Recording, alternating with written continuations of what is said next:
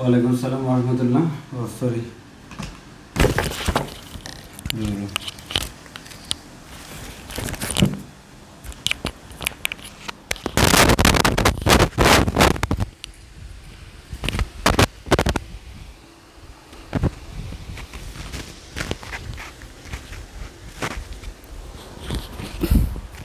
वालेकुम सलाम वरहमतुल्लाह।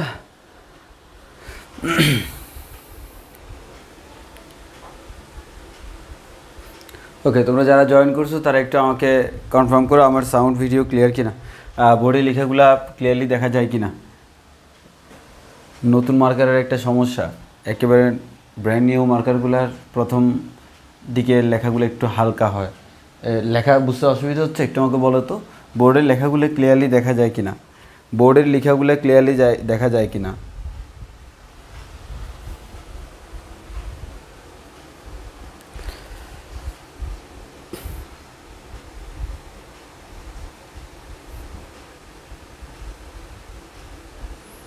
সবাই চশমা নিয়ে লাগছে কেন? লাগাইতে ভালো লাগতেছে না? আমার তো কাছে দেখতে সমস্যা নাই, কাছেই তো দেখতেছি।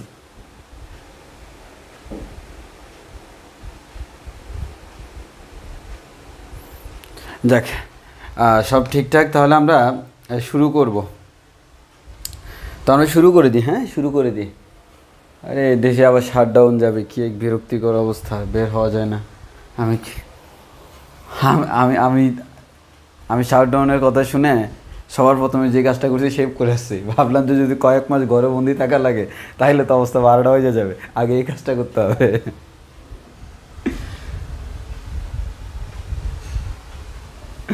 আচ্ছা ঠিক আছে, আচ্ছা শুরু করি। আজকে প্রচণ্ড মাথা ব্যথা করতেছে, সমস্যা নেই, পড়ানোর মাঝখানে চলে যাবে।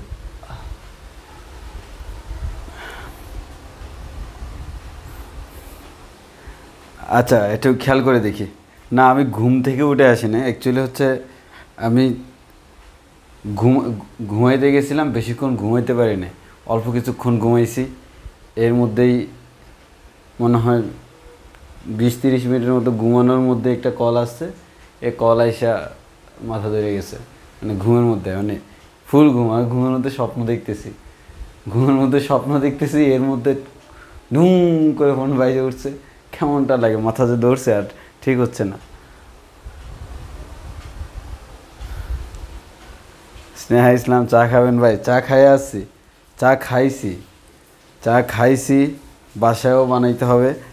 আরে এক ঝামেলা। তোমার আমার কাছে কেন জানি তো ওই যে চা খাইতে হইলে আমি ম্যাক্সিমাম টাইম দেখা যায় বাইরে যেয়ে খাই, মানে আম্মু বাসা না থাকলে আমি বাইরে যেয়ে খাই। কারণ হচ্ছে বাইরে যেয়ে খেলে একটু হেঁটে আসা হয়, চাও খাওয়া হয়, নিজেকে একটু মনে করো একটু রয়্যাল রয়্যাল মনে হয় যে আমি চা অর্ডার দিয়ে খাইলাম। আমি বাসায় নিজে বানিয়ে খেলে নিজের কাজের লোক মনে হয়। এখন হচ্ছে লকডাউনে এমন এক অবস্থা, সব কিছু বন্ধ হয়ে যায় তাড়াতাড়ি। তো এখন যে কাজটা করতে হয় এখন হচ্ছে তোমার নিজে বানিয়ে খেতে হবে, যা অবস্থা, কিচ্ছু করার নাই।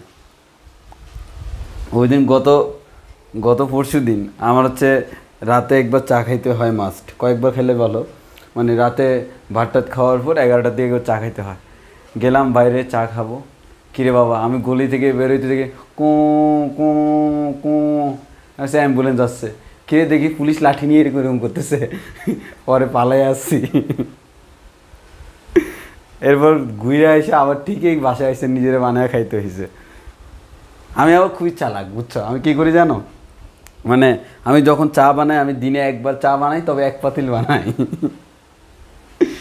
সেটা হচ্ছে কি, তোরা তো এখানে জানো ম্যাক্সিমামের চা বানানো তো সিম্পল একটা ব্যাপার, সবাই পারে। ফাহিম, আমি শুধু চা আর নুডলস পারি বানাতে, আমি মোটামুটি অনেক কিছুই পারি। আচ্ছা, সেটা হচ্ছে কি, আমি কি করি সকালবেলা তোমার ঘুম থেকে উঠে যে চা বড় পাতিলে চা বসাই, হ্যাঁ, তো বড় পাতিলে চা বসে আমি আবার একটু চা খোর বেশি, মানে বেশি চা খাইতে হয়। বড় পাতিলে চা বসাইয়া এখন হচ্ছে এগুলো যদি দুধ চিনি দিয়ে গুলে ফেলা হয় তাহলে কিন্তু বারবার গরম করলে চা খাইতে ভালো লাগবে না।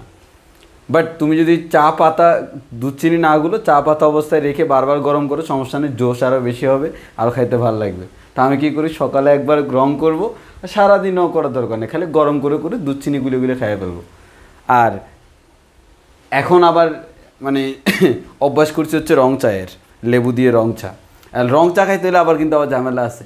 এক্ষেত্রে হচ্ছে এবার রং করে রাখলে, এখন যদি ঘন্টার পর ঘন্টা খালি গরমই করা হয় তখন দেখা যায় এবার এগুলো কড়া হয়ে যায়, তখন আর চা খাইতে ভালো লাগে না। এবার কী করতে, আমার আম্মু বুদ্ধি দিল কি, আম্মা বুদ্ধি দিল হচ্ছে, বলে যে একবার রং চা বানাইয়া যে পানিগুলো থাকবে সেগুলোকে সেকে নিয়ে চা পাতাগুলো ফেলে দিবা, এরপর হচ্ছে বারবার গরম করলেও সমস্যা হবে না। সেম কথাই, এখন ওই ট্রিক্সটা ফলো করি।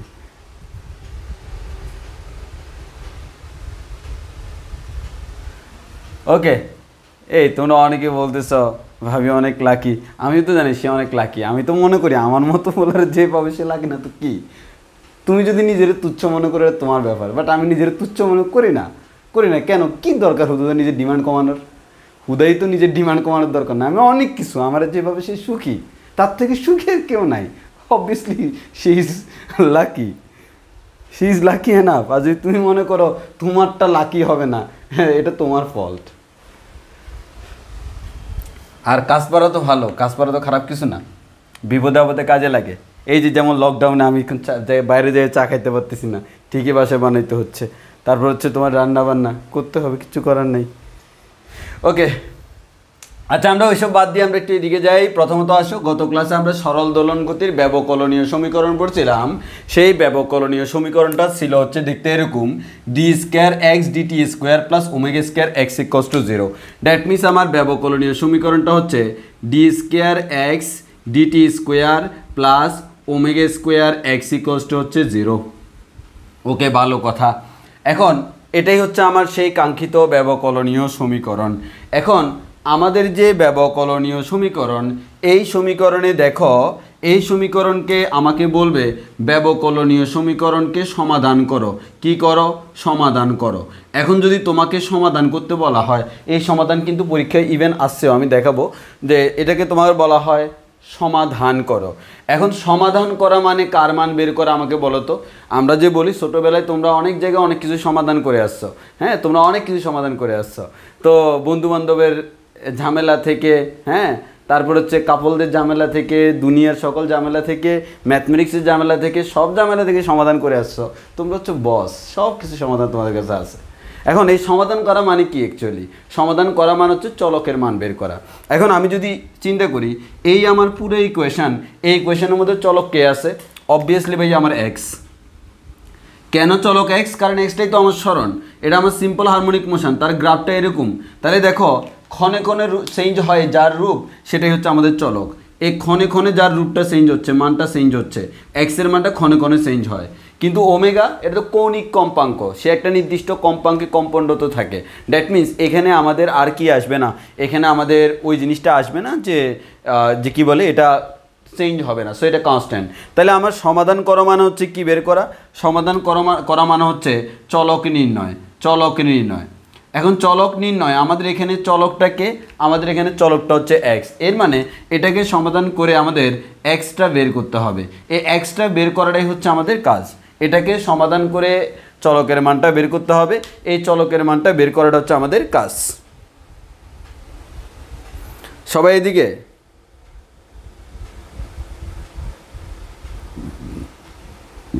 সবাই একটু এদিকে তাকাও।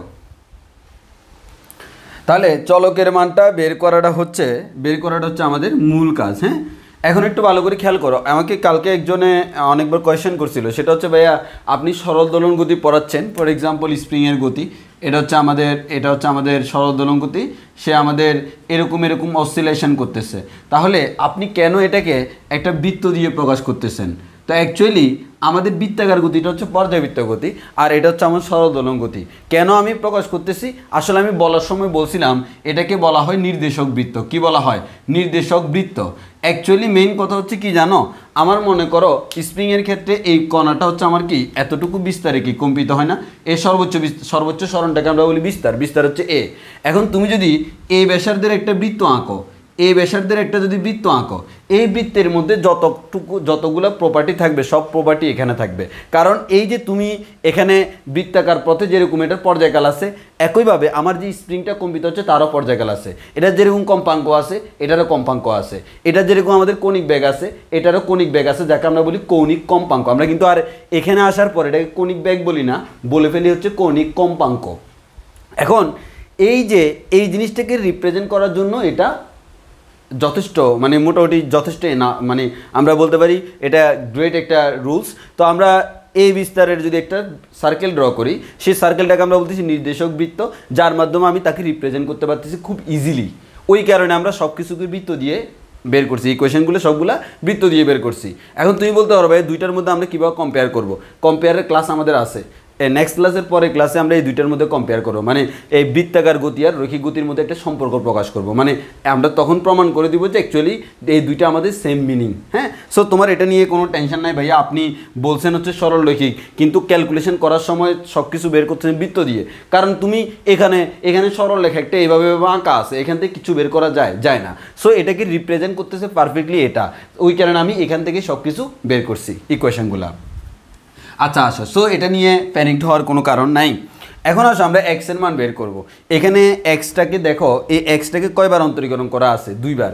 এই এক্সটাকে দুইবার অন্তরীকরণ করা ফর্মেট হচ্ছে এটাকে আমরা বলতেছি অন্তরীকৃত ইকুয়েশন বা ডিফারেনশিয়াল ইকুয়েশন, বা আমাদের যাকে আমরা বলি হচ্ছে ব্যবকলনীয় সমীকরণ বা অন্তরজ সমীকরণ। এখন এই যে ইকুয়েশনটাকে সলভ করতে হবে, এক্সের মান বের করতে হবে, এই প্রসেসটা তোমাকে জানতে হবে। আমি তোমাকে দুইটা প্রসেস দেখাবো, দেখাবো। এক নাম্বার হচ্ছে জেনারেল প্রসেস, যেটা আমরা করব এখন। এটা করতে হলে তোমাকে যোগজীকরণ জানা লাগবে, ইন্টিগ্রেশন জানা লাগবে। সো কেউ যদি মনে করো ভাই আমি এখন ইন্টিগ্রেশন পারি না, সে শুধু দেখে দেখে চলে যাও, মাথার ভিতরে অনেক কোয়েশ্চেন আসবে, তাও তুমি করবা না, চাপাই রাখবা। এরপর হচ্ছে এটা শেষ করার পর আমরা একটা শর্টকাট পদ্ধতি দেখাবো, সোরা পদ্ধতি। তো পরীক্ষায় যদি তুমি এটা না পারো তখন ওই সোরা পদ্ধতিতে করে দিয়ে চলে আসবা, কোনো সমস্যা হবে না। তবে এটা করাটা মোর দেন বেটার। তো ইন্টিগ্রেশন না জানলে কিন্তু এটা আবার করা যায় না। সো আমি বুঝাইতে থাকি, যাদের মনে করো ইন্টিগ্রেশন করা নেই তাদের বুঝতে একটু সমস্যা হবে, সমস্যা হলেও তুমি তোমার কষ্টগুলো বুকের ভিতর চেপে রেখো, কমেন্ট করতে পারবা না যে আমার এখানে বুঝি নেই, কারণ তুমি আসলে যোগজীকরণ না পারলে এটা বুঝেটা দায় হয়ে যাবে। আসো, কষ্ট চেপে রাখতে হবে। আচ্ছা, এখন একটু দিয়ে খেয়াল করো যে ভাইয়া আমাদের ইকুয়েশনটা হচ্ছে D square x DT square plus omega square x equals to 0। তো এটা সলভ করার অনেকগুলো পদ্ধতি আছে। তো এখন প্রথম প্রশ্ন হচ্ছে এটা কি দিয়ে সলভ করতে হবে? যোগজীকরণ দিয়ে সলভ করতে হবে। কেন ভাইয়া যোগজীকরণ দিয়ে সলভ করতে হবে? কারণ আমাদের মনে করো আমাদের কাছে কোনো একটা এক্স আছে, এই এক্সটাকে একবার অন্তরীকরণ করলে পাওয়া যায় ডিএক্স ডিটি, ঠিকই তো আছে, ডিএক্স ডিটি একবার অন্তরীকরণ করলে, একবার সময়ের সাপেক্ষে অন্তরীকরণ করলে আমরা বলতে পারি ডিএক্স ডিটি। এটাকে যদি আমরা দুইবার অন্তরীকরণ করি তখন আমরা বলতে পারি ডি ডিটি অফ, আবার অন্তরীকরণ করছি, ডিএক্স ডিটিকে আবার অন্তরীকরণ করছি। এই জিনিসটাকেই আমরা এভাবে লিখতে পারি D square x DT square, আমরা গতিবিদ্যা পড়াইছিলাম। এর মানে এটাকে দুইবার অন্তরীকরণ করা আছে। এখন তুমি সিম্পল চিন্তা করো, এই জায়গা থেকে তোমাকে এই জায়গায় রিটার্ন করতে হবে, এর মানে কি এই জায়গা থেকে এই জায়গায় রিটার্ন করা মানে হচ্ছে অন্তরীকরণের উল্টা কাজ করতে হবে, যাকে আমরা বলি যোগজীকরণ। অন্তরীকরণ এবং যোগজীকরণ উল্টা প্রক্রিয়া, তাহলে তোমাকে যোগজীকরণের মাধ্যমে এখানে রিটার্ন করতে হবে। সেই যোগজীকরণের মাধ্যমে আমরা এটাকে সলভ করব। এই সলভ করার পর তোমাদেরকে সোরা পদ্ধতি শিখাবো, কোনো টেনশন করিও না, সেটা অন্তরীকরণ পারলে হয়ে যাবে। তো একটু এদিকে আমরা খেয়াল করি আমরা কি করতেছি একটু দেখো। প্রথম কথা হচ্ছে ভাইয়া এই D square x DT square এটাকে আমরা ভেঙে লিখছি D DT of dx DT, কারণ তোমরা জানোই যে এই D square x DT square বলা যে কথা এটা বলা সেম কথা, দুইটাই আমাদের দুইটাই সেম।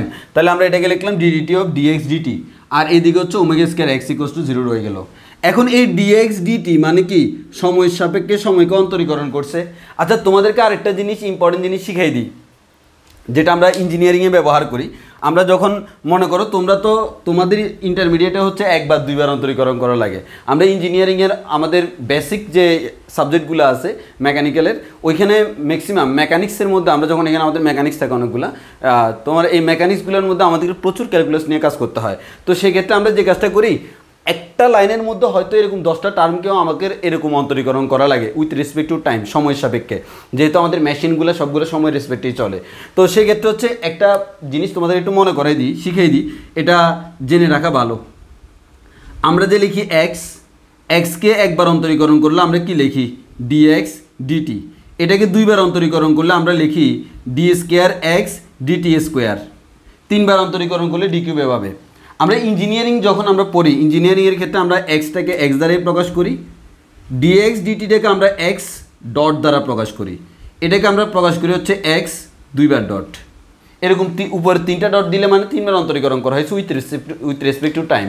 সো এটা তোমাদেরকে জেনে রাখতে বলতেছি এই কারণে, কোনো না কোনো সময় যদি তোমাদের কোনো বইতে যদি হঠাৎ করে এটা দিয়ে দেয় তখন তোমরা ঝামেলায় পড়ে যাবা, হ্যাঁ ঝামেলায় পড়ে যাবা। সো এটাও কিন্তু একটা নিয়ম যে এভাবে দেওয়া যায়, এভাবে দেওয়া যায়। তাহলে যেমন বিভিন্ন জায়গায় তুমি দেখবা ওই যে আমাদের একজন কি এই লোকটার নাম কি, ওই যে কমপ্লেক্সকে যে একবারে নর্মাল বানায় ফেলে, ওই যে এরকম করে, যে এটার নাম কি আমি ভুলে গেছি, অনলাইনে খুব ফেমাস। এই যে উনার একটা এই যে উনাকে দিয়ে একটা ইয়া বানানো হয়েছিল, যে এরকম একটা মিম বানানো হয়েছিল, জিনিসটা এরকম d to the power 7x d t to the power 7, এটা হচ্ছে জেনারেল প্রসেস। আর উনার ছবি এমনি করে দিয়ে এটা দিছে এমনি, আর এরপর দিছে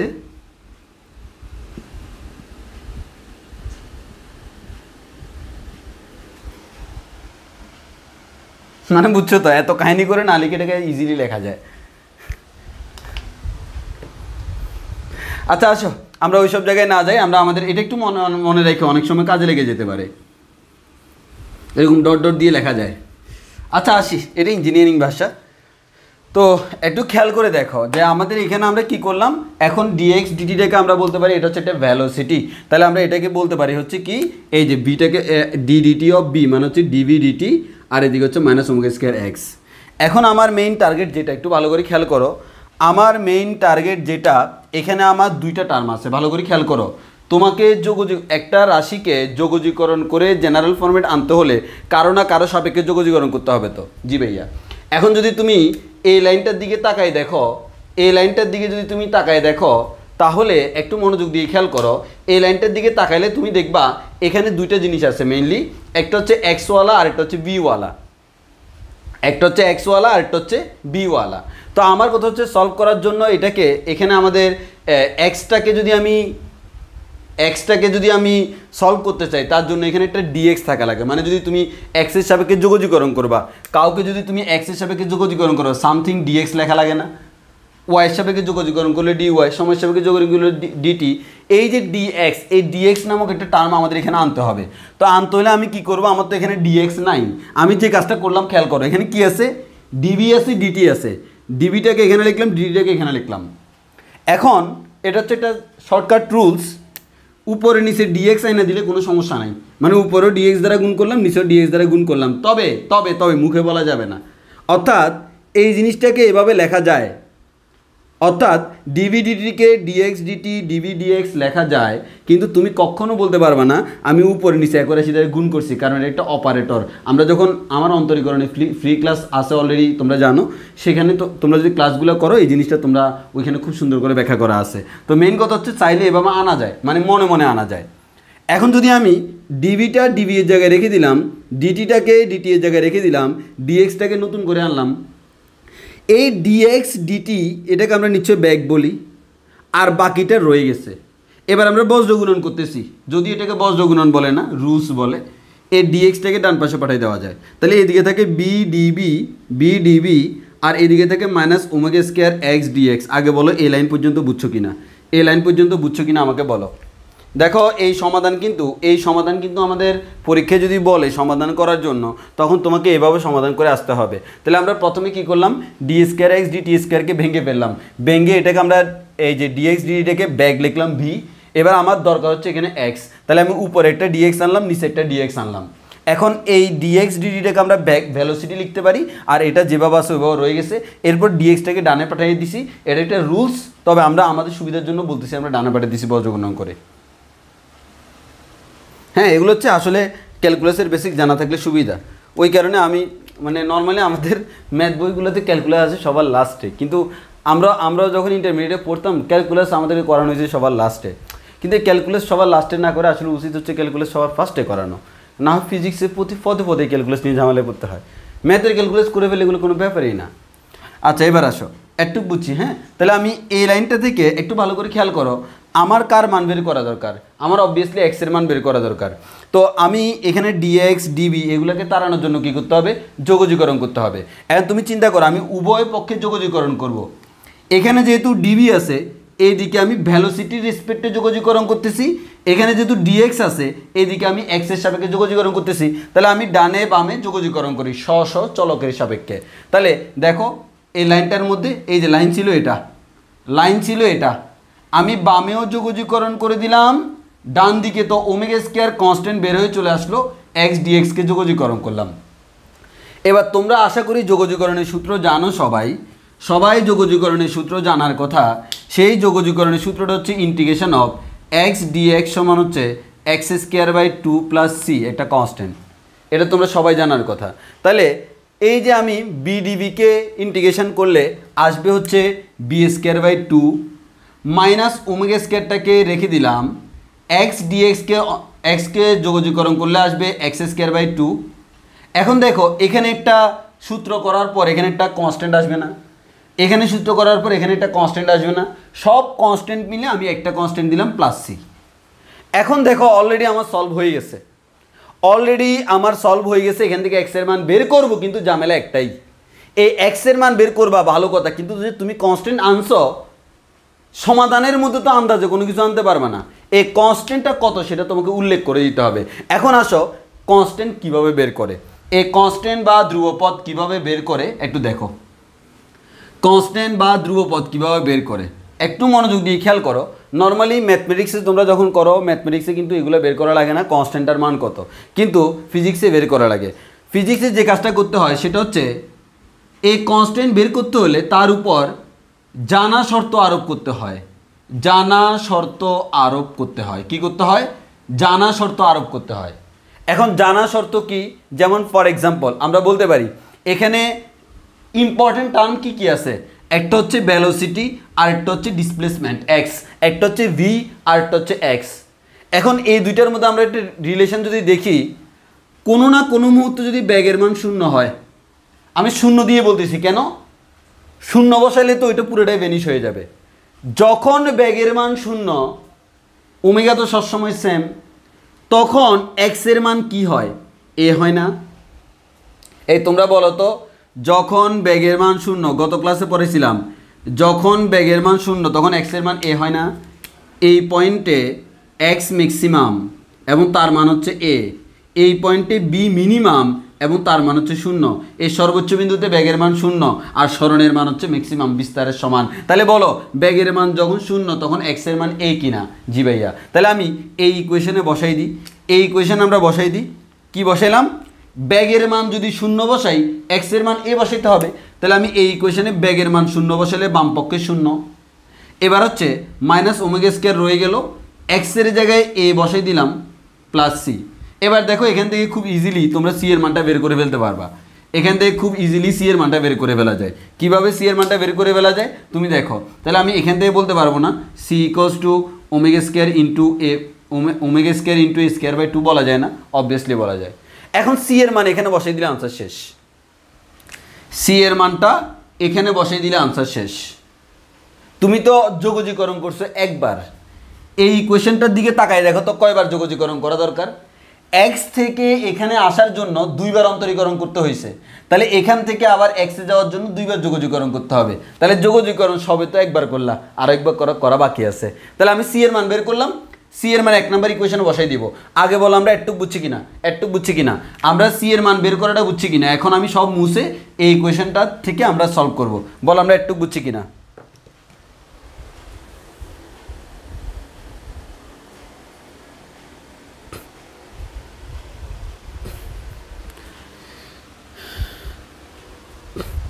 আচ্ছা, তাহলে আমার ওভারঅল কথাটা আমি আবার বলি ব্যাপারটা। এখান থেকে আমি ভেঙে ফেললাম, ব্যাগ আনলাম, ডিএক্স লাগবে, ডিএক্স নিয়ে আসলাম, এখানে ব্যাগ চলে আসছে, ব্যাগ দিলাম, বজ্রীকরণ করলাম। এবার তাকে একবার যোগজীকরণ করলাম, করার পর একটা সি আসলো। সি এর মানটা কীভাবে বের করব? সিম্পল, একটা শর্ত দিতে হবে। শর্ত দেওয়ার সময় আমরা সবসময় এমন শর্ত দিব যাতে করে কোনো একটা জিনিস শূন্য হয়ে যায়, তাহলে আমাদের সি এর মানটা খুবই সুন্দর একটা সি আসবে। তাহলে আমাদের এখান থেকে ব্যাগের মানটা যখন শূন্য, এক্সের মান তখন এ। তাহলে আমি ব্যাগের মান শূন্য বসাইয়ে এক্সের মান এ বসাই দিছি, তাহলে এখান থেকে সি এর মান চলে আসছে। এবার সি এর মানটা এখানে বসাইলে কাজ শেষ। কাজ শেষ বললে ভুল হবে, আরও একবার তো যোগজীকরণ করতে হবে, কারণ 2 বার যোগজীকরণ করা লাগবে এটা আনতে হলে। একবার করছি মাত্র। ওকে, তাহলে একটু ভালো করে খেয়াল করে দেখি। এখন কেউ যদি যোগজীকরণ না করে থাকো তাহলে সেক্ষেত্রে তো সেক্ষেত্রে তো এটা আসলে আমার দোষ না, কিছু করার নাই। অলরেডি তোমাদের জন্য যোগজীকরণ কোর্সও আমরা নিয়ে আসছিলাম। আচ্ছা দেখো, তাহলে যোগজীকরণ করলে সিম্পল, তাহলে আমরা এখান থেকে এটুক পাইলাম। এখন আমি এই লাইনটা লিখি, সেখানে কনস্ট্যান্ট বসাই দিব। দেখো, তাহলে আমি এই লাইনটা লিখি, আগে হচ্ছে এই লাইনটা লিখি, যাদের এটাতে প্রবলেম হবে তাদের জন্য আরেকটা সোরা পদ্ধতি আছে এর পরপরই। V square by 2 equals to minus omega square into x square by 2 plus c. এখন আমরা কি করব? সি এর মানটা বসাই দিব। তাহলে আমি সব মুছে ফেলি, সি এর মানটাকে রেখে বাকি সব মুছে ফেলতেছি। অর্থাৎ আমি সি এর মানটা বসাই দিব। তাহলে কনস্ট্যান্ট সি এর মানটা তুমি বসাই দাও। তাহলে আমরা সি এর মানটা বসাই দিলে কী পাবো? V square by 2 equals to minus omega square into x square divide by 2 plus c এর মানটা হচ্ছে omega square into a square divide by 2। একটা কাজ করি, আগে 2 2 2 সব বাদ দিয়ে দিই। তাহলে বি স্কোয়ার ইকুয়ালস টু পাবো হচ্ছে minus omega square x square plus omega square a square. তাহলে আমরা বি স্কোয়ার ইকুয়ালস টু এখান থেকে যদি ওমেগা স্কোয়ার কমন নিই তাহলে a square minus x square আসে। এখান থেকে আমরা পাবো v equals to omega root over a square minus x square. এতটুকু আমরা বুঝছি কিনা বলো? এতটুকু বুঝছি কিনা? এবার প্রশ্ন হচ্ছে, ভাইয়া আমরা যে সমাধান করব, আমি কি ব্যাগ বের করব সমাধান করে? না, আমাকে সমাধান করে বের করতে হবে কি? আমাকে সমাধান করে বের করতে হবে এক্সের মান। দেখো আমরা জানি এক্সটাকে একবার অন্তরীকরণ করলে dx d dt of dx dt পাওয়া যায়, যাকে আমরা বলি ভি। আবার বিটাকে একবার অন্তরীকরণ করলে ডিভি ডিটি আমরা পাই হচ্ছে ত্বরণ। তো আমরা যে বলতেছি d square x DT square, এটা অ্যাকচুয়ালি ত্বরণ। তাহলে একটু খেয়াল করো, এটাকে একবার অন্তরীকরণ করলে ব্যাগ পাওয়া যায়, ব্যাগকে একবার অন্তরীকরণ করলে ত্বরণ পাওয়া যায়। তো আমরা স্টার্ট করছিলাম ত্বরণ দিয়ে, একবার যোগজীকরণ যখন করছি এখানে ডিডিএক্স লিখতে পারি, ডিডিটি লিখতে পারি, ডিডিটি লিখতে পারি, এখানে ইন্টিগ্রেশন চিহ্ন দিলাম। একবার যোগজীকরণ করে ব্যাগ পাইছি, সেই ব্যাগকে আরেকবার যোগজীকরণ করে এক্স পাবো। আগে বলো আমরা, তাহলে দেখো আমরা একবার যোগজীকরণের ব্যাগের মানটা পেয়ে গেছি, এই ব্যাগের মানটা পেয়ে গেছি, এই ব্যাগ থেকে এবার আমরা এক্স বের করব।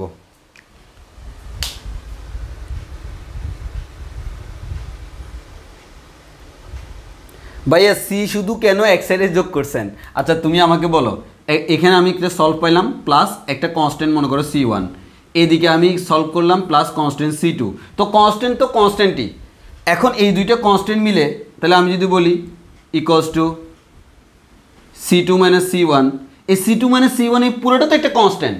তো আমি কি করলাম, এত কনস্ট্যান্ট বাদ দিয়ে সবাই কি মিলে একটা কনস্ট্যান্ট ধরলাম, কত সেমি, কারণ ধ্রুবকের মান তো আমি জানি না, বের করব। তো আমি কি দুইটা আলাদা আলাদা বের করব না, সব ধ্রুবক মিলে একটা ধ্রুবক ধরলাম, সেমি। তো সে একটা ধ্রুবকের মান আমরা বের করতেছি। তাহলে যে কোয়েশ্চেন করছো আশা করি আনসার পাইছো।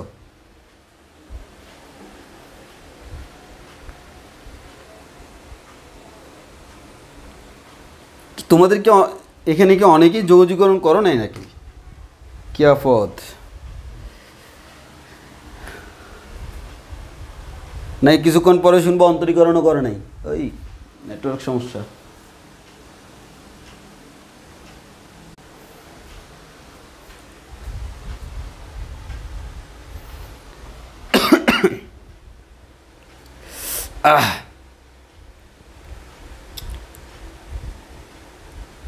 এখন ক্লিয়ার কিনা দেখো তো।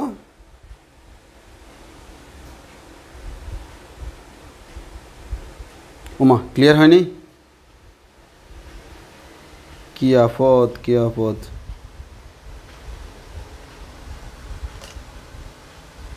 ধরো এটা আমি নেটওয়ার্ক প্রবলেম করতেছে।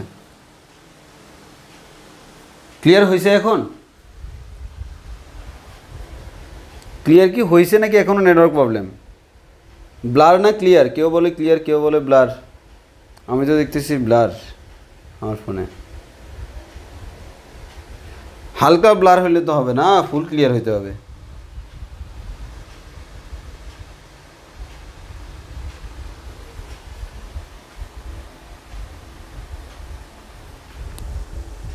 এখন ফুল ক্লিয়ার হয়েছে, এখন ফুল ক্লিয়ার হওয়ার কথা, এখন ফুল ক্লিয়ার হওয়ার কথা। ফুল ক্লিয়ার হয়েছে না? হ্যাঁ হয়েছে। আচ্ছা তাহলে আমরা দেখো, দূর কারেন্ট চলে গেছে এবার। আচ্ছা থাকো থাকো থাকো, সমস্যা নেই, আমার ব্যাকআপ আছে, ব্যাকআপ আছে, কারেন্ট গেলেও চলবে, সমস্যা নেই। আচ্ছা মানে এদের টাইম পায় না যাওয়ার।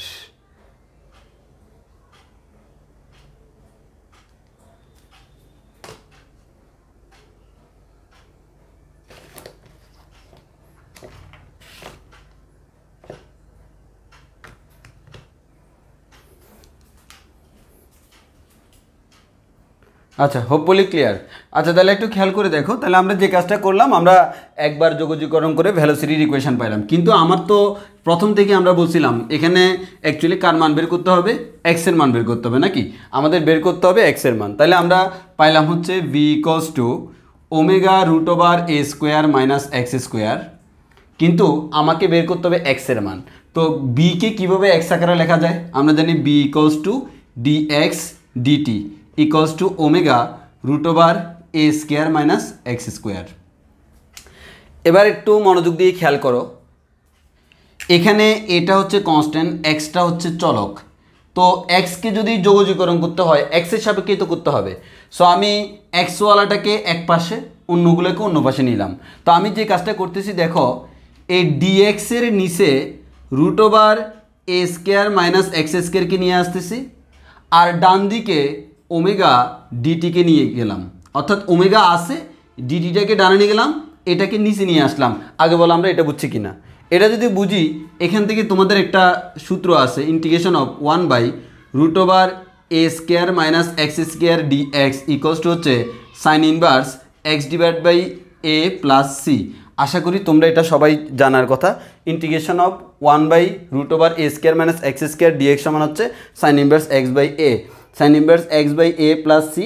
সেই সূত্রটাই আমরা এখন করব।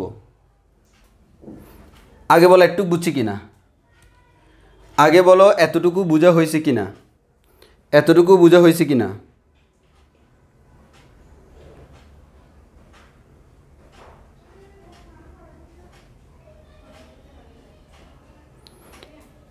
একটু বুঝছি কিনা, এতটুকু বোঝা হয়েছে কিনা বলো, এতটুকু বোধগম্য কিনা তোমাদের,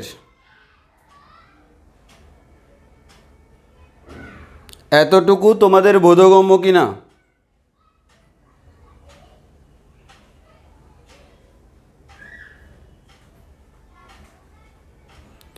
কুইকলি রেসপন্স করো, এতটুকু ঠিক আছে কিনা, এতটুকু ঠিক আছে কিনা। আমরা দ্রুত আগাবো এখন, একটু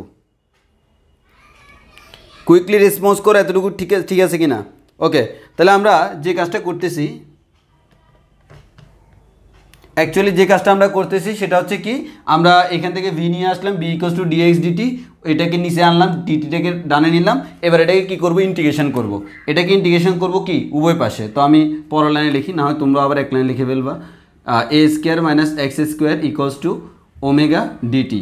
তো আমি ইন্টিগ্রেশন করবো এদিকে কার সাপেক্ষে, অবভিয়াসলি এক্সের সাপেক্ষে ডিএক্স আছে, এদিকে টি এর সাপেক্ষে ইন্টিগ্রেশন অফ টি। তাহলে আমরা এখান থেকে পাচ্ছি কি দেখো তো, আমরা ওভারঅল এখান থেকে যে জিনিসটা পাচ্ছি সেটা হচ্ছে, এখানে আমরা পাবো হচ্ছে sine inverse x divided by বড় হাতের এ, কারণ এখানে বড় হাতের এ আছে, আর এদিকে পাবো ওমেগা ইন্টিগ্রেশন অফ ডিটি মানে হচ্ছে অ্যাকচুয়ালি টি। এখন একটু মনোযোগ দিয়ে খেয়াল করে দেখো, এই পাশেও একটা কনস্ট্যান্ট আসার কথা, এই পাশে একটা কনস্ট্যান্ট আসার কথা, দুইটা কনস্ট্যান্ট মিলে নতুন একটা কনস্ট্যান্ট আসবে, সেই কনস্ট্যান্টটাকে আমরা সি নাম না দিয়ে এই কনস্ট্যান্টটাকে আমরা নাম দিব হচ্ছে ডেল। কারণ পরীক্ষামূলকভাবে এটা আসলে আমাদের কিছুই না, এটা হচ্ছে আদি দশা নির্দেশ করে। এটা অ্যাকচুয়ালি কী নির্দেশ করে, আদি দশা নির্দেশ করে। এখন তুমি বলতে পারো ভাই কীভাবে বুঝছেন, কীভাবে বুঝছেন, একটু ভালো করে খেয়াল করো, একটু ভালো করে খেয়াল করো। এইদিকে যদি তুমি এখন ডেলের মান বের করার জন্য যদি তুমি সময়ের মান শূন্য বসাও, সময়ের মান শূন্য মানে কি, আদি সময় একবারে শুরুর অবস্থা, সময়ের মান শূন্য বসাইলে এইদিকে কিন্তু তুমি শূন্য পাবা না, শূন্য পাইতেও পারো নাও পাইতে পারো, তবে এদিকে একটা কী পাবা, কোণ পাবা। এটা তোমার লেখা লাগবে না, জাস্ট জেনে রাখো, তুমি টি ইকুয়ালস টু 0 বসাইলে ডেল ইকুয়ালস টু পাচ্ছ sine inverse x by a, যেটা মিন করে একটা কোণ, আর কোণ মানে হচ্ছে কি, দশা। এবং এই দশাটা আমি কোন সময় পাইছি, শুরুর সময়ে, আর শুরুর সময়ে যে দশা তার নাম আদি দশা। ওই কারণে আলাদা করে বলা লাগবে না, আমরা এই ধ্রুবকটাকে নাম দিলাম হচ্ছে ডেল, এবং তুমি জাস্ট লিখে দিবা এটা আদি দশা নির্দেশ করে, এটা আদি দশা নির্দেশ করে। তাহলে আমরা ওভারঅল যেটা পাইলাম, একবার যোগজীকরণ করে ব্যাক পাইছি, আরেকবার যোগজীকরণ করে এই ইকুয়েশনটা পাইছি। এই ইকুয়েশন থেকে এক্সের মানটা আমরা লিখবো সাজাইয়া। তাহলে দেখো আমি এদিকে মুছে ফেলি, তাহলে আমি ইকুয়েশন যেটা পাইলাম সেটা হচ্ছে sine inverse x divided by a equals to হচ্ছে ওমেগা টি প্লাস ডেল। তো আমাকে বের করতে হবে এক্সের মান, সাইন ইনভার্সটা অপোজিটে গেলে x divide by a equals to sine of omega t plus del. এবার এটা অপোজিটে গেলে x equals to a sine of omega t plus del. এই পরিচিত মনে হয়, পরিচিত মনে হয়? হ্যাঁ, আসলে আমরা যেই ইকুয়েশনটাকে চিনতাম এক্সের ইকুয়েশন, এখন আমাদের প্রমাণিত হয়ে গেল সেটাই আসলে এটা সমাধান। আসলে সরণের ইকুয়েশন আমরা এটাই জানতাম, সরণের ইকুয়েশন আমরা এটাই জানতাম। তাহলে অতএব আমরা বলতে পারি D square x DT square plus omega square x equals to 0, এই সমীকরণের একটা সমাধান হচ্ছে x equals to a sine of omega t plus del. এই সমীকরণের একটা সমাধান হচ্ছে x equals to a sine of omega t plus del. এই সমীকরণের একটা সমাধান হচ্ছে x equals to a sine of omega t plus del. বলো আমরা একটু বুঝছি কিনা, একটু বুঝছি কিনা? এবার হচ্ছে সোরা পদ্ধতি। তো আমি তোমাদেরকে সাজেস্ট করব, তোমরা যারা এই নিয়মে স্বাচ্ছন্দ্য বোধ করতেছো, বা মানে যারা ইন্টিগ্রেশন করছো, তাদেরকে আমি সাজেস্ট করব তোমরা এই নিয়মটা সহ মাথায় রাখবা। আর যারা মনে করতেছো না ভাই আমরা এখন ইন্টিগ্রেশন করিনি, তারা আপাতত স্কিপ দিতে পারো, তবে পরীক্ষার জন্য এটা শিখে রাখা ভালো। আর এটার অল্টারনেটিভ আমরা আরেকটা পদ্ধতি বের করতে পারি, সেটা হচ্ছে কি, সেটা হচ্ছে কি দেখো, এটার অল্টারনেটিভ একটা পদ্ধতি। তো অল্টারনেটিভ পদ্ধতিটা আমি একটা দেখাই, অল্টারনেটিভ পদ্ধতিটা একটা দেখাই, সেটা হচ্ছে সমাধানটা তোমাকে ধরে নিতে হবে। দেখো যেমন আমি কি পেলাম, তুমি অলরেডি মুখস্থ জানো, d square x DT square plus omega square x equals to 0, এই যে সমীকরণ, ব্যবকলনীয় সমীকরণ, এই ব্যবকলনীয় সমীকরণের সমাধান যদি তুমি চিন্তা করে দেখো, এই ব্যবকলনীয় সমীকরণের সমাধান অ্যাকচুয়ালি, এই ব্যবকলনীয় সমীকরণের সমাধান অ্যাকচুয়ালি আমরা যে এতদিন সরণের ইকুয়েশন পাইছি ওই ইকুয়েশনটাই, এটার সমাধান অ্যাকচুয়ালি, এটার যে সমাধান, এটার সমাধান হচ্ছে অ্যাকচুয়ালি হচ্ছে x equals to a sine of omega t plus del. এখানে কোন জিনিসটা কি মিন করে সেটা আশা করি আমার থেকে তোমরা খুব ভালো করে জানো। তাহলে এই সমীকরণের সমাধান হচ্ছে এটা। তাহলে পরীক্ষায় তোমাকে বললো এই সমীকরণের সমাধান করো, তুমি কি করলা, যোগজীকরণের মাধ্যমে করলা, যোগজীকরণ। এই যোগজীকরণ করে এতক্ষণ পর্যন্ত যে প্রসেসটা করলে, এই লম্বা ম্যাথটা করার পর তুমি এটা পেয়ে যাবা। এবার হচ্ছে আসো সিপি, সোরা পদ্ধতি। আচ্ছা, আমরা ছোটোবেলায় পড়ছিলাম না, কোনো একটা সমীকরণের সমাধান যদি, কোনো একটা সমীকরণের সমাধান যদি ওই সমীকরণের আসলেই সমাধান হয়, তাহলে ওই সমীকরণ দ্বারা সেটা সিদ্ধ হবে। সিম্পল। আমরা ছোটোবেলায় পড়ছিলাম কি, আমরা ছোটোবেলায় পড়ছিলাম এই সমীকরণের সমাধান এটা কিনা, এটাকে যদি সমীকরণে বসালে সিদ্ধ করে, স্যাটিসফাই করে, তাহলে আমি বলতে পারবো সে হচ্ছে তার একটা সমাধান। তোমাকেই আমি খুঁজছি সমাধান, তুমি আমার আসল সমাধান। তাহলে আমি কি করব এবার দেখো, সোরা পদ্ধতি আমাদের কি বলে, আনসার মুখস্থ করে ফেলবো। আনসার মুখস্থ, কারণ দেখো এই সূত্রটা এমনি তোমার মুখস্থ করতে হবে আর তুমি মাথায় রেখে দিবা এটাই হচ্ছে আমাদের ডিফারেনশিয়াল ইকুয়েশনের সমাধান। এবার তুমি বলো এই সমাধানটাকে যদি আমি বাম পক্ষে বসাইয়া বাম পক্ষ সমান ডান পক্ষ মিলাইতে পারলে, বাম পক্ষ সমান ডান পক্ষ যদি আমি মিলাইতে পারলে অতএব এটা হচ্ছে তার একটা সমাধান। সোরা পদ্ধতি হচ্ছে এটা। ধরি এই সমীকরণের একটি সমাধান হচ্ছে x = a sin of omega t। এখন যে তুমি বলছো সমাধান, প্রমাণ করে দাও, প্রমাণ করে দিচ্ছি। বাম পক্ষে বসাবো, বাম পক্ষ সমান ডান পক্ষ। এখন বাম পক্ষে বসাইতে হলে বাম পক্ষে তো x বসানো যায় না, বাম পক্ষে কি বসাইতে হবে, dx² x dt²। এটা মানে কি, এটা মানে হচ্ছে এটাকে দুইবার অন্তরীকরণ। তাহলে তুমি কি করবা, এটাকে দুইবার অন্তরীকরণ করবা। এটাকে দুইবার অন্তরীকরণ করার পর এটাকে দুইবার অন্তরীকরণ করে যেটা পাবা সেটা তুমি লেফট হ্যান্ড সাইডে বসাই দিবা, অটোমেটিক তুমি রাইট হ্যান্ড সাইড পেয়ে যাবা আফটার ক্যালকুলেশন। এই কথা ক্লিয়ার কিনা? তুমি এখানে যেটা পাবা মানে তুমি ধরে নিছো এটা সমাধান, এটাকে সমাধান ধরে নিয়ে আমি শুরু করব। আমাকে বললো এটাকে সমাধান করো। যারা মনে করো ইন্টিগ্রেশনের নিয়মটা পারো তারা তো এভাবে করলা, আর যারা সেটা পারো না তোমরা কি করবা, ধরি x = a sin of omega t plus del, এটা হচ্ছে এই সমীকরণের একটি সমাধান। এরপর x কে একবার অন্তরীকরণ করব, দুইবার অন্তরীকরণ করব, বাম পক্ষ বসাই দিব, ডান পক্ষ মিলে যাবে। বলবো যেহেতু x এর মান প্রদত্ত সমীকরণকে স্যাটিসফাই করে, সো আমি তাহাকেই খুঁজছি। এটা হচ্ছে খুবই ইজি নিয়ম। দেখো খুবই ইজি নিয়ম, কীভাবে আমরা করতেছি দেখো, কীভাবে আমরা করতেছি দেখো। আমি এখন তোমাদের করে দেখাই। মানে এবার হচ্ছে সোরা পদ্ধতি, এবার হচ্ছে সোরা পদ্ধতি। পরীক্ষা আসলো আমি ওই নিয়ম করবো না, আমি এই নিয়ম করব, মানে শর্টকাট করে দিব। কি করব, ধরি x = a sin of omega t plus del d² x dt² plus omega² x = 0 এর একটি সমাধান। এর একটি কি সমাধান। যদি তো আমরা ধরে নিলাম এটা হচ্ছে তার একটা সমাধান, তাহলে যেহেতু আমি ধরেই নিছি এবার একটু আমরা সামনের দিকে আগাই। সামনের দিকে যদি আমরা আগাই তাহলে আমরা কি করব দেখো। সুতরাং আমি এটাকে একবার অন্তরীকরণ করব, dx dt। একটু সুন্দর করে লিখবা, লাইন স্কিপ দিবা না, কারণ তুমি এমনি সোরা পদ্ধতি অ্যাপ্লাই করতেছো, তার মধ্যে যদি লাইন স্কিপ দাও ঝামেলা আছে। তাহলে d dt অফ x এর মানটা বসাই দাও, a sin of omega t plus del। স্যারকে বুঝাইতে হবে তুমি খুবই ইনোসেন্ট লেভেলের একজন স্টুডেন্ট, ওই কারণে প্রথমে এটাকে বের করবা, এরপর লিখবা d DT of sine of omega t plus del. এরপর তুমি লিখবা এ ইন্টু সাইনকে অন্তরীকরণ করলে cos omega t plus del. স্যারকে বুঝাইতে হবে তুমি খুবই জিনিয়াস, ওই কারণে তুমি লিখবা d DT of omega t plus del. আবার স্যারকে বেশি বুঝাইতে যাও না, তুমি বেশি কারবারি, তখন ঝামেলায় পড়ে যাবা। সো এখান থেকে আমরা বলতে পারি a cos of omega t plus del into আমাদের এটাকে অন্তরীকরণ করলে পাবো হচ্ছে ওমেগা। তাহলে সুতরাং আমরা পাইলাম হচ্ছে কি dx dt যেটা সেটা সমান পাইলাম হচ্ছে omega a cos of omega t plus del. তাহলে আমরা যদি বলি d² x dt² ইকুয়ালস আমরা কী পাবো, এটা সমান আমরা পাবো হচ্ছে অ্যাকচুয়ালি আমরা বলতে পারবো d DT of dx dt. এরপর তোমরা মান বসাবো, আমি মান বসাচ্ছি না, ক্যালকুলেশন করার পর তুমি আনসার পাবা minus omega square a sine of omega t plus del. সে এটুক পাই গেছো। তাহলে এখান থেকে তুমি বলতে পারো মাইনাস ওমেগা স্কোয়ার, এটা হচ্ছে অ্যাকচুয়ালি এক্সের মান মাইনাস ওমেগা স্কোয়ার এক্স। এবার তোমার পালা, লেফট হ্যান্ড সাইডে কি আছে d² x dt² plus omega square x. এটার মান কত পাইছো মাইনাস ওমেগা স্কোয়ার এক্স, ডান দিকে কত আছে প্লাস ওমেগা স্কোয়ার এক্স, কাটাকাটি করলে আনসার 0 শেষ, সমান হচ্ছে রাইট হ্যান্ড সাইড। অতএব এটা হচ্ছে একটা সমাধান, শেষ। না মিলার উপায় নেই, কারণ এটা সমাধান আমি এমনিই জানি। এই বলো নিয়মটা পছন্দ হয়েছে? এটা কিন্তু রিটেনে করা যাবে, করা যাবে, করা যাবে,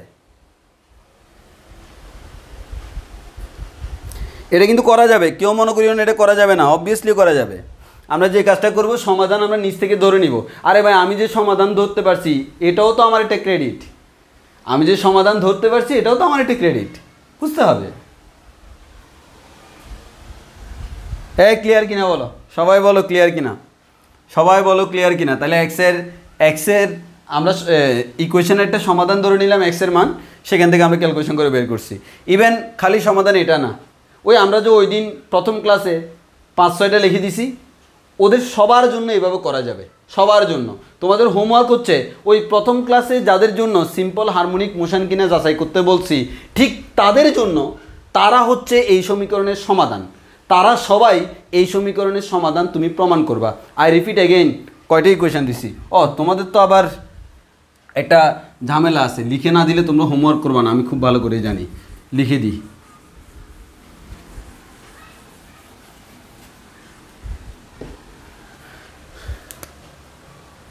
ডি জে মানে দেখাও যে, তোমরা জানো ডি পর দেখাও, জে পর জে অভ্যস্ত তোমরা। দেখাও যে d square x DT square plus omega square x equals to 0 সমীকরণের একটি সমাধান। এক নাম্বার ম্যাথ হচ্ছে x equals to a sine of omega t plus del. 2 number হচ্ছে x equals to b sine of omega t b cos of omega t plus del.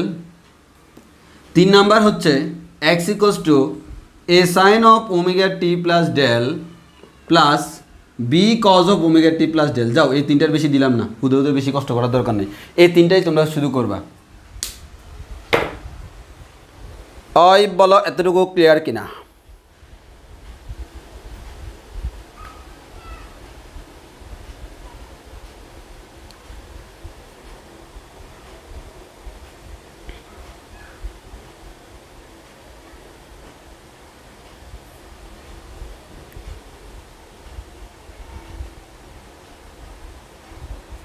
Tanish কেমন তা right hand সাইডটা আর একটু দেখান। হই মিয়া, রাইট হ্যান্ড সাইডে তো 0ই আছে, আর একটু কী দেখাবো? অর্থাৎ তুমি এই প্রত্যেকটার ক্ষেত্রে লেফট হ্যান্ড সাইড সমান আমরা কি জানি, d square x DT square plus omega square x, এই সমীকরণেরই তো সমাধান। সো এটার বাম পক্ষ হচ্ছে এটা, ডান পক্ষ শূন্য আসতে হবে। তুমি যে এখান থেকে যেটাই করো না কেন, দেখবা যে এটার মান আছে, দূর মিয়া লাল কালি কই, এটার মান আসছে হচ্ছে, এটার মান হচ্ছে মাইনাস ওমেগা স্কোয়ার এক্স। যেটাই করো, তুমি যেটাই করো, মান আসবে হচ্ছে minus omega square x plus omega square x, কাটাকাটি করলে 0। তাহলে যেহেতু 0, এর মানে আমার 0ই হচ্ছে রাইট হ্যান্ড সাইড। যেহেতু left hand side equals to right hand side, অতএব হচ্ছে এই সমীকরণটা এই ইকুয়েশনকে স্যাটিসফাই করে। যেহেতু স্যাটিসফাই করে, অতএব সেই সমীকরণটা হচ্ছে এই সমীকরণের একটা সমাধান।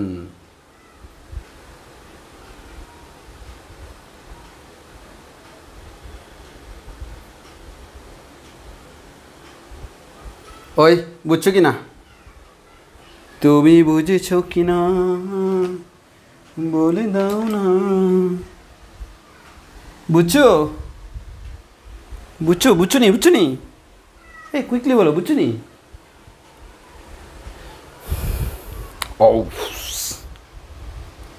ওকে, এবার আসো তোমাদেরকে কিছু ম্যাথ করাই।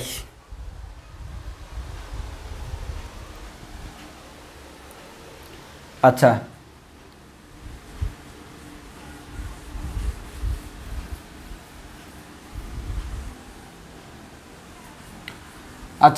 এবার হচ্ছে ম্যাথ করাই।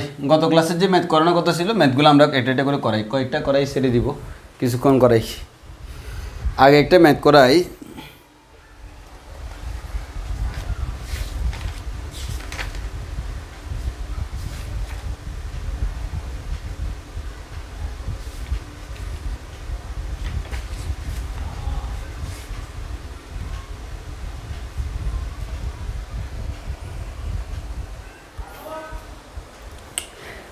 কালকে বুঝছো, বাংলা সাহিত্যের ক্লাস করতেছিলাম, তো বাংলা সাহিত্যের ক্লাস করার পর স্যারে জিজ্ঞেসছিল আচ্ছা, তোমরা রোমান্টিক নাকি অ্যান্টি রোমান্টিক?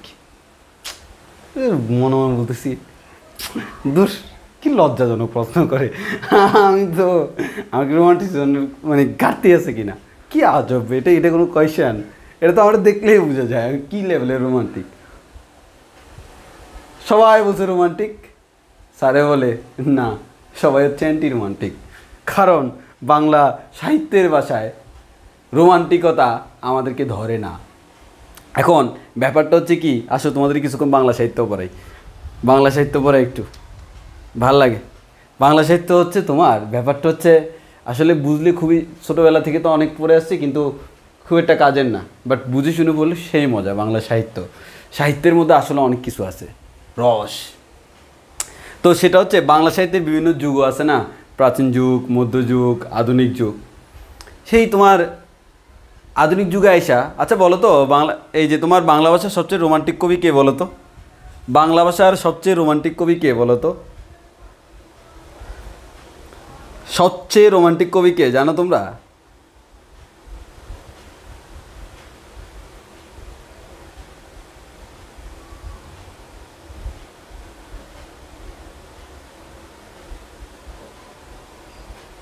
বাহ, এখানে দিকে অনেকের বাংলা ভালো লাগে। ভালো, আমার একসময় ভালো লাগতো না, এখন একটু একটু ভালো লাগে কাজ করে। ইভেন আমার ইন্টারমিডিয়েটে বাংলা A+ মিস করছিলাম। খালি আমি না, আমাদের হলে সিটাং কলেজের একসাথে আমরা 60 জন ছিলাম, 60 জনের মধ্যে 59 জন বাংলা A+ পাই নাই, শুধু একজন পাইছিল। হ্যাঁ, রবীন্দ্রনাথ হচ্ছে বাংলা সাহিত্যের সবচেয়ে রোমান্টিক কবি।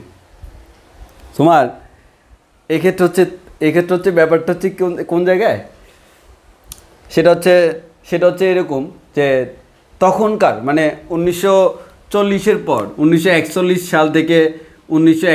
সাল থেকে বর্তমান পর্যন্ত এটাকে বলা হয় অ্যান্টি রোমান্টিক যুগ। তো অ্যান্টি রোমান্টিক যুগ কেন বলা হয়? অ্যাকচুয়ালি হচ্ছে এর আগে রোমান্টিসিজমগুলো চলে গেছে।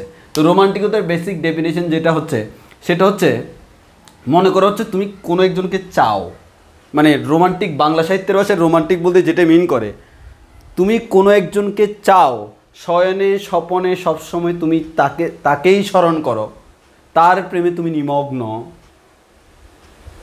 তার প্রেমে তুমি আসক্ত, কিন্তু তাকে পেতে চাও না।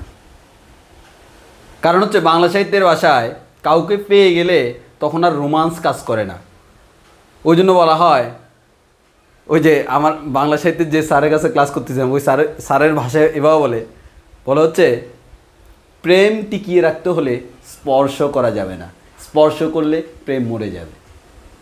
মানে হচ্ছে ওই জন্য স্যারে বলে, যদি প্রেম টিকিয়ে রাখতে চাও তাহলে যার সাথে প্রেম করছো তাকে বিয়ে করবা না। তখন স্যারে বলতেছে, তো এখন তোমরা সবাই বলবা আমরা তো হেভি রোমান্টিক, আমরাই তো চাই একজনের সাথে প্রেম করবো আর একজনকে বিয়ে করব। হ্যাঁ, স্যারে বলে যে না, এটা না, তুমি যে তাকে চাও, আসলেই চাও, আসলেই চাও, প্রচুর চাও, কিন্তু স্পর্শ চাও না। কিন্তু আমাদের তো মনে করো ভোগবাদের নীতি, যে আমরা চাই হচ্ছে আমরা অনেক কিছু চাই। তো ওই জন্য হচ্ছে এই রোমান্টিসিজম এখন আর কাজ করে না।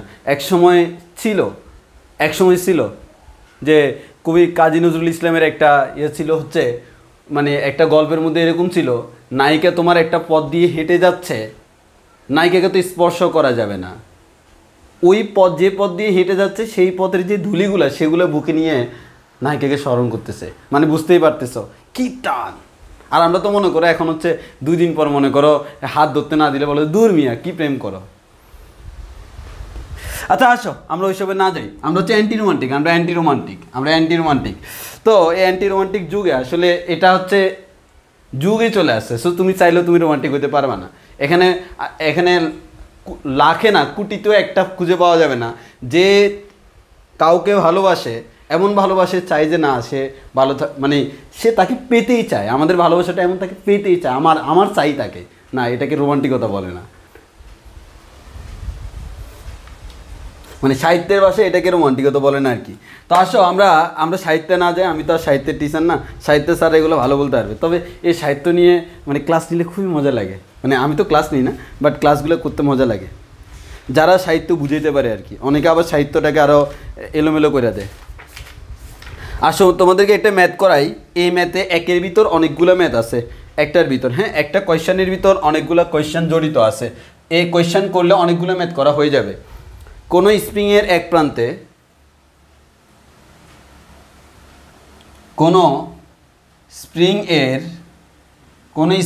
এর এক প্রান্তে, আচ্ছা একটু আমাকে কমেন্ট করো তো, এই ডিনার মানে কি আমাকে একটু বলো তো কমেন্টে। ডিনার আমরা যে বলি না, ডিনারের বাংলা অর্থ কি?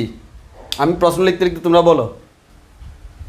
কোন স্প্রিং এর এক প্রান্তে, আজানটা শেষ হোক।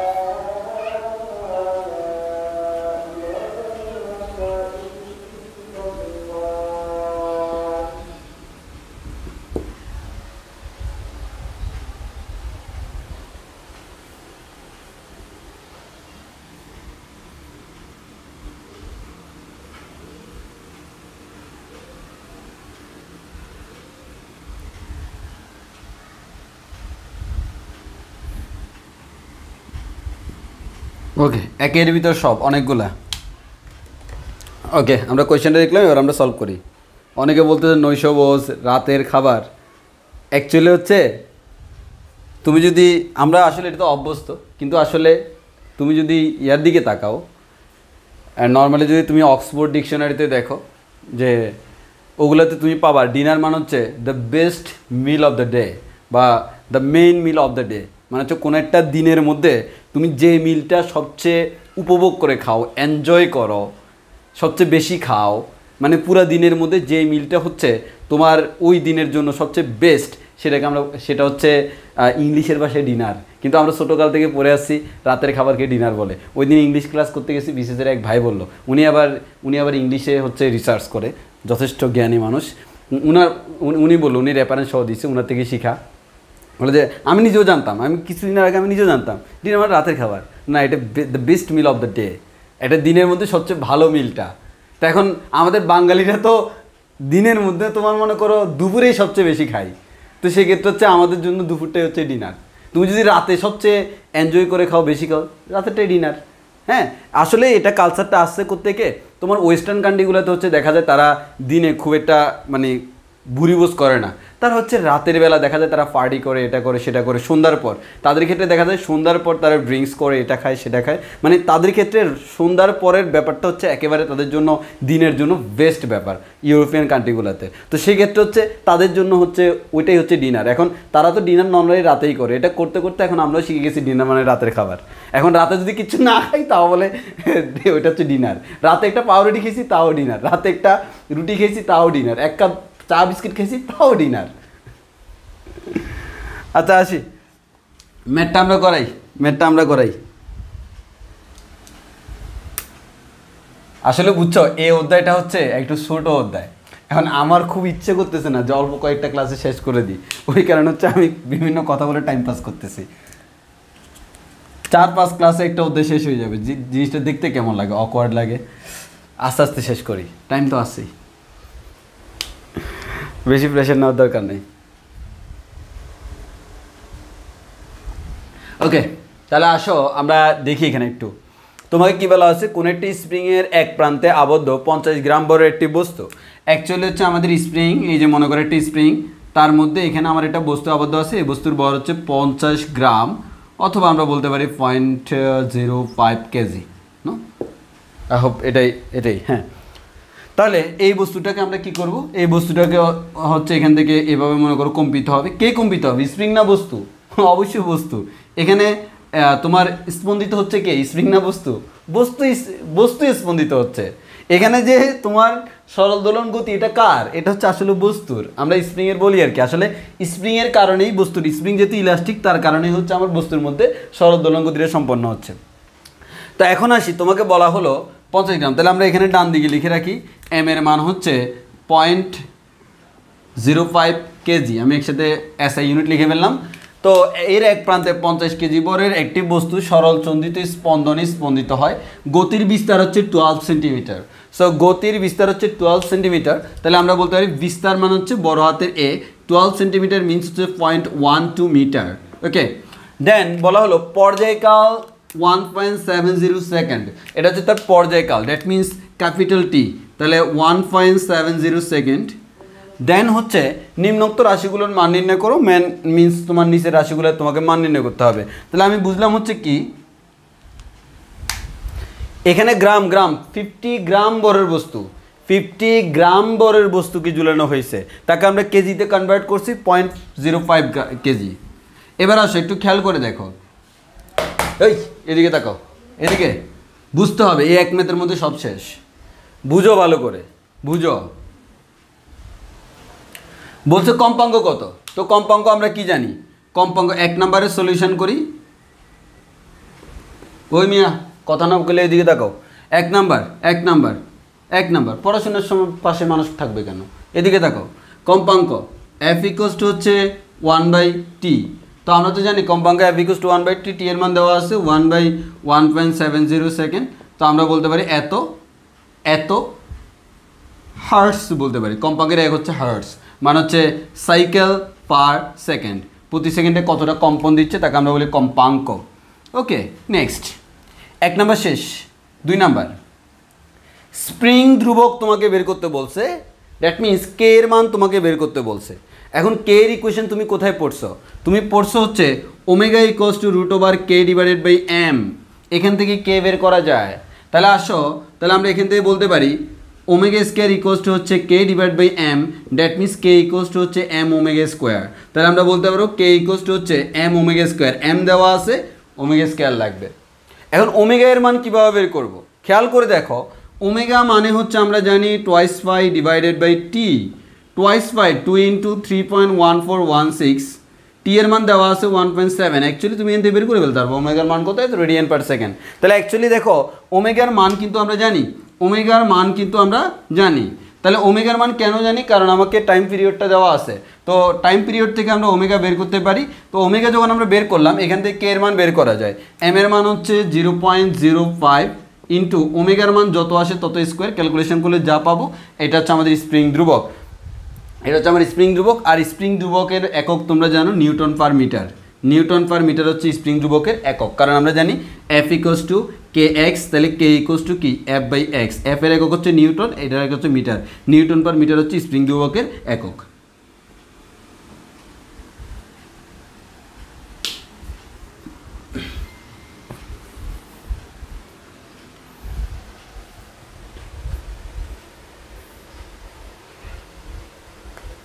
স্নেহা ইসলাম, আমাকে দেখা যাচ্ছে আমি এখন আম্মুর থেকে মোবাইল খুঁজছি, আমারটা চার্জ নেই। আমি দেখাই দিয়ে বলতেছি, তোমরা কী মনে করছো? তোমরা মনে করো ইমু ভাইয়া এখানে ক্লাসে বলে এই কথা বলিও না, উনি কেমনে জানছে? আমি সব জানি, সব জানতে সমচের। আসো, সবাই তো আর কথা বলতেছে না, কিছু ভালো ভালো পোলাবেন আছে, এই যে ইনোসেন্ট পোলাবেন কিছু কথা বলতেছে না, ভালো। আচ্ছা, এবার আসি 3 নাম্বার। 3 নাম্বারে বলছে বস্তুটির সর্বোচ্চ দ্রুতি। তো দ্রুতি মানে ভি এর ফর্মুলা আমরা পড়ছিলাম omega root over a square minus x square, ত্বরণের ফর্মুলা পড়ছিলাম ওমেগা স্কোয়ার এক্স, আর যখন সর্বোচ্চ বেগ বলছিল তখন সেটা হয়ে গেছিলো ওমেগা এ, যখন সর্বোচ্চ ত্বরণ বলছে তখন সেটা হয়ে গেছে ওমেগা স্কোয়ার এ। এবার আসো, তাহলে আপনার চোখ সবার ঘরে ঘরে, হ্যাঁ অবভিয়াসলি সবাইরে দেখতেছি, এই যে এত এনজয় করে ক্লাস কেমনে নি, মরার মতো ক্লাস নিলে কি হয় নাকি? বস্তুটির সর্বোচ্চ দ্রুতি কত? এই বস্তুটির সর্বোচ্চ দ্রুতি মান হচ্ছে v max, v max equal to আমরা কি জানি ওমেগা এ। তাহলে ওমেগার মান তো একটু আগে বের করে রাখছি, ওমেগার মান আর বিস্তারের মান তো দেওয়াই আছে 0.12, ক্যালকুলেশন করলে এত মিটার পার সেকেন্ড, এটা হচ্ছে আমার আনসার। এবার হচ্ছে তোমাকে কোয়েশ্চেন করা হলো, এখানে যারা কমেন্ট করতেছে আমি ইনোসেন্ট, এরা হচ্ছে সবচেয়ে বড় জারুগা। 4 নাম্বার, 4 নাম্বার হচ্ছে বস্তুটির সর্বোচ্চ ত্বরণ। আসলে ব্যাপারটা হচ্ছে কেমন জানো, যারা একটু ইনোসেন্ট না তারা নিজেকে ইনোসেন্ট মনে করে, জাস্ট লাইক মি। আমি ওই দিন বুঝছো বাড়িতে গেছি, আমার দুলাভাই বাইরে বিজনেস করে দুবাইতে, তো উনি বাড়িতে আসছে, তো আমাদের এখানে আসলো, আমিও বাড়িতে গেলাম, আব্বুও আসছে, আম্মুও আছে, সবাই বসে আছি। আমার পিচ্ছি একটা বাগিনা আছে, যে ওর জন্মদিন হচ্ছে আবার আমার সাথে একই দিন জন্মদিন, মানে 20 অক্টোবর আমারও জন্মসাল, আমারও জন্মদিন, তারও জন্মদিন। তো এই বেচার হচ্ছে এত জারুগা 2 বছরের পিচ্ছি, কি যে জারুগা, মানে উড়াই ফেলে সব কিছু। আচ্ছা ভালো কথা, আমি এখানে বসে আছি বুঝছো, সবার সামনে বলতেছি, আমারে মানে সবারই বলতেছি যে কোন ধরনের হইল, এত জারুগামি কেমনে করে? আমারে দেখো কত ইনোসেন্ট, আমি কি এত জারুগা ছিলাম নাকি? আমার আব্বা আর আমার আম্মা আমার দিকে এমনি করে তাকায় আছে। আমার আব্বা বলে যে তোমার স্কুলে পাঠাইতে পারি না 6 বছর পর্যন্ত, বলে তোমার স্কুলের দরজায় ঢুকাইতে লাগছে আমার 6 বছর, আর তুমি বলো তুমি ভালো ছিলা। আমার আব্বা বলে যে আমি জীবনে চিন্তাই করি না তুমি মানুষ হবা। আমিও বলি আসলে তো আমি মানুষ হই নাই, এখনো ফাইজলামি করি।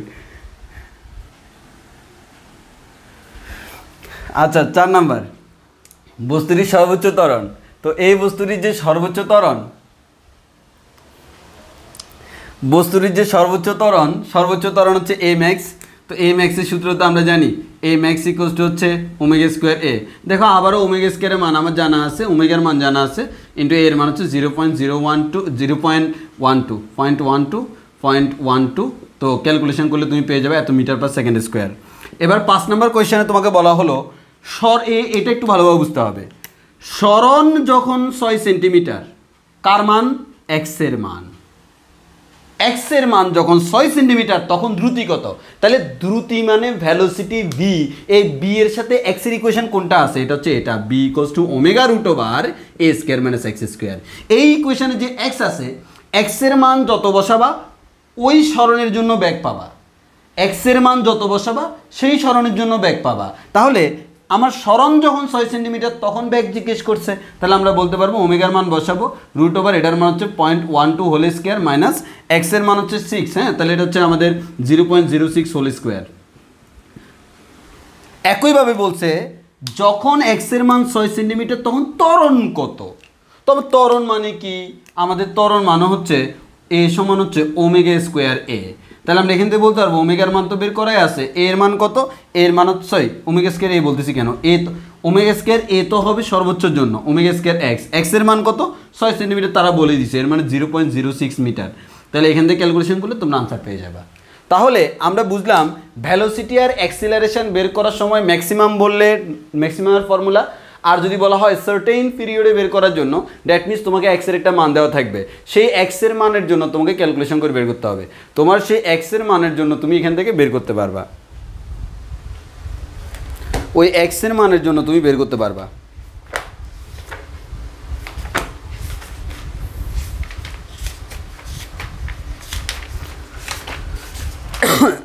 আচ্ছা, আজকের জন্য শেষ করে দিই, তবে একটা ছোট্ট কোয়েশ্চেন করে বুয়েটে একটা কোয়েশ্চেন আসছিল 2015-16 সালে। এই কোয়েশ্চেনটা মারাত্মক একটা কোয়েশ্চেন, জাস্ট একটা কোয়েশ্চেন ছোটো একটা কোয়েশ্চেন, মানে দেখাবো যে হচ্ছে কোয়েশ্চেন কেমন আসতে পারে, মানে এই ম্যাথটার থিঙ্কিংটা হচ্ছে খুব ডিপ, বাট ম্যাথ হচ্ছে কয়েকটা লাইনের। তোমাকে দেখাই, এটা আমাদের সময় আসছিল, আমি মনে হয় পারিনি, মনে হয় এটা পারার কথাও না।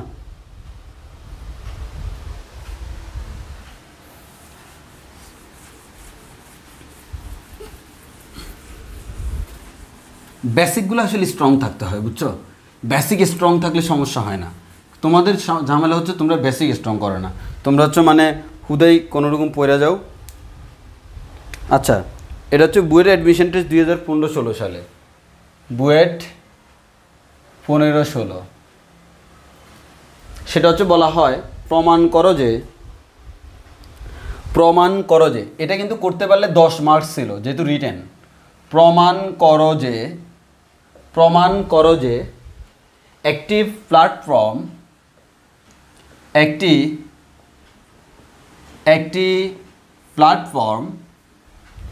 4.9 মিটার বিস্তারে কাঁপতে শুরু করলে 4.9 মিটার বিস্তারে একটি প্ল্যাটফর্ম 4.9 বিস্তারে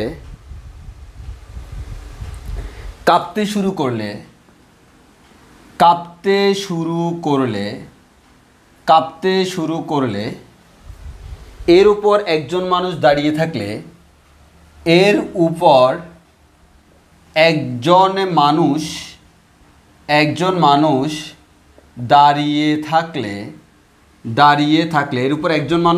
থাকলে তার পা প্ল্যাটফর্ম থেকে আলাদা হবার জন্য প্ল্যাটফর্ম থেকে আলাদা হবার জন্য প্ল্যাটফর্মের কৌণিক কম্পাঙ্ক √2 হবে। কৌণিক কম্পাঙ্ক আমি জানি কেউ পারবে না, ম্যাক্সিমাম কেউ পারলে পারতে পারো, তবে 90% কেস এটা পারার কথা না। কম্পাঙ্ক √2 হবে, মানে প্রথম দেখে এটা পারার কথা না। তা আমি দেখি, মানে তোমাকে জাস্ট চিন্তা ভাবনাটা আমি দেখাই দিই কেমন। তোমাকে বলছি কি কোন একটা প্ল্যাটফর্ম, তাহলে যে ফর এক্সাম্পল তুমি এটা কোন একটা প্ল্যাটফর্মে দাঁড়ায় আসো, এটাই হচ্ছে আমাদের সেই প্ল্যাটফর্মটা। এখন এই প্ল্যাটফর্মটা হচ্ছে এইভাবে কাঁপতেছে, এই প্ল্যাটফর্মের উপর তুমি মনে করো একজন দাঁড়ায় আসো, এই প্ল্যাটফর্মের উপর তুমি দাঁড়ায় আসো, তাহলে হোপফুলি তুমি বুঝতে পারতেছো এই প্ল্যাটফর্মটা যখন এভাবে কম্পিত হচ্ছে, সেই কম্পনের বিস্তার হচ্ছে এ, এবং তোমাকে বলা আছে সেই বিস্তারের মান হচ্ছে 4.9। এত বিস্তারে কম্পিত হচ্ছে, দ্যাট মিনস এর মান দেওয়া আছে 4.9 মিটার, এত বিস্তারে কম্পিত হচ্ছে। এখন যে প্ল্যাটফর্মটা এত বিস্তারে কম্পিত হচ্ছে সেখানে একজন মানুষ দাঁড়ায় আছে, এখন স্বাভাবিক। তোমাকে যদি আমি এখন চিন্তা করি, এই যে দেখো এই কলমটাকে এখানে রেখে আমি হাতটাকে দেখো নর্মালি নাড়াচ্ছি, কলমটা আমার হাতের সাথে লেগে আছে। আমি যদি আরও জোরে করি একটা সময় দেখা যাবে এই কলমটা কি আমার, এই যে আমি কম্পন যখন বাড়াই দিচ্ছি তখন কিন্তু এই কলমটা ছুঁড়ে চলে যাচ্ছে। এখন এই লোকটার পা কিন্তু প্ল্যাটফর্মে লাগানো আছে, দাঁড়ায় আছে। এখন প্ল্যাটফর্ম উপরে উঠতেছে, লোকটাও উপরে উঠতেছে, নামতেছে, এভাবে চলতেছে। এখন বলা হচ্ছে প্ল্যাটফর্ম যে কম্পিত হবে, এই কম্পিত হলে তার তো একটা নির্দিষ্ট কৌণিক কম্পাঙ্কে কম্পিত হবে। এখন বলা হলো সেই কৌণিক কম্পাঙ্কের মান √2 হবে, এটা প্রমাণ করতে হবে যদি লোকটার পা আলগা না হইতে হয়। ব্যাপারটা কেমন? এখন প্রশ্ন হচ্ছে ভাই লোকটার পা কখন আলগা হবে না? দেখো এই প্ল্যাটফর্ম যেটা, আমাদের এই যে লোকটা দাঁড়ায় আছে, এই লোকটার একটা ত্বরণ, ভালো করে খেয়াল করো, এই লোকটার একটা ত্বরণ অভিকর্ষ ত্বরণ জিনিস দিয়ে কাজ করতেছে কিনা, করতেছে। আমি প্ল্যাটফর্মটা এভাবে কম্পিত হচ্ছে, লোকটা উপরে নিচে কেন উঠানামা করতেছে? জি এর কারণে সে প্ল্যাটফর্মের সাথে লেগে আছে। এখন তাহলে আমরা বলতে পারি এই প্ল্যাটফর্মের নিজস্ব যে ত্বরণ, প্ল্যাটফর্ম একটা ত্বরণ সৃষ্টি করবে না? অবশ্যই করবে। প্ল্যাটফর্মের যে কম্পনের কারণে একটা ত্বরণ সৃষ্টি হচ্ছে কিনা? হচ্ছে। এই ত্বরণের মানটা যদি জি এর মানের থেকে বেশি হয়, প্ল্যাটফর্মের ত্বরণ যদি জি এর মানের থেকে বেশি হয়, তাহলে স্বাভাবিক প্ল্যাটফর্ম জোরে ধাক্কা দিয়ে যখন জোরে নামা শুরু করবে, দেখো সিম্পল, লোকটা লাগিয়ে আছে, প্ল্যাটফর্ম নিচে নামার সময় যখন ত্বরণটা অভিকর্ষ ত্বরণের থেকে বেশি, তাহলে কি সে অভিকর্ষ ত্বরণের থেকে বেশি দ্রুতিতে নিচে নামতেছে। ওই মুহূর্তে আমাদের লোকটা কিন্তু সে অভিকর্ষ ত্বরণ নিয়ে নামতেছে। তাহলে লোক থেকে যদি প্ল্যাটফর্মের ত্বরণ বেশি হয়, তাহলে কিন্তু প্ল্যাটফর্মটা আগে নিচে নেমে যাবে, তখন লোডটা শূন্যে বাসবে, তার পাটা আলাদা হয়ে যাবে। কথাটা এটা বুঝছো কি না? মানে হচ্ছে লোকটার পা এখানে লেগে আছে, প্ল্যাটফর্মটার নিচে নামার সময় যদি তার ত্বরণ এর মান যদি জি থেকে বড় হয়, তাহলে দেখা গেছে লোকটা আমার এখানে আছে, একটা কিছুক্ষণ পর প্ল্যাটফর্ম চলে গেছে এখানে, লোকটা এখনও এখানে আছে, এর মানে কি পা আলগা হয়ে গেছে। আর যদি ত্বরণ কম হয়, লোকটা তো দাঁড়াই আছে, কোনো সমস্যা নাই। তাহলে আমার কথা হচ্ছে এই এর মানটা, ম্যাক্সিমাম মানটা যদি জি এর সমান হয়, এর মান সর্বোচ্চ জি হইতে পারবে, এর থেকে বেশি হইতে পারবে না। এর থেকে কম হলে তো কোনো সমস্যাই নেই, এর থেকে বেশি হওয়া যাবে না। যদি সেরকম হয় তাহলে কিন্তু পাটা আলগা হবে না। তাহলে ম্যাক্সিমাম এতটুকু পর্যন্ত ত্বরণ হওয়া সম্ভব। তাহলে আমরা দেখি সিম্পল কথা, তাহলে আমরা এখান থেকে বলতে পারি আমাদের যে এ ম্যাক্সের ফর্মুলা আমরা কি জানি? ওমেগা স্কোয়ার এ ম্যাক্সের মান হইতে হবে g equals to omega square a. তাহলে আমরা এখান থেকে পাচ্ছি omega square equals to g divide by a. তাহলে omega equals to root over g divide by a. এর মান হচ্ছে জি এর মান হচ্ছে 9.8, এটা হচ্ছে 4.9, কাটাকাটি করলে হচ্ছে 2, মানে হচ্ছে √2। দেখো আনসার চলে আসছে।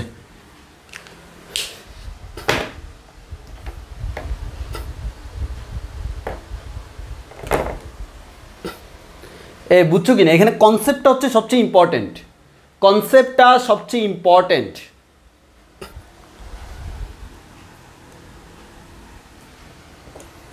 মানে ব্যাপারটা হচ্ছে এই প্ল্যাটফর্মের যে ত্বরণটা, সর্বোচ্চ ত্বরণ, কারণ তো তুমি তো সর্বোচ্চ কতটুকু কম্পাঙ্ক হইতে পারে সেটা বের করতেছো।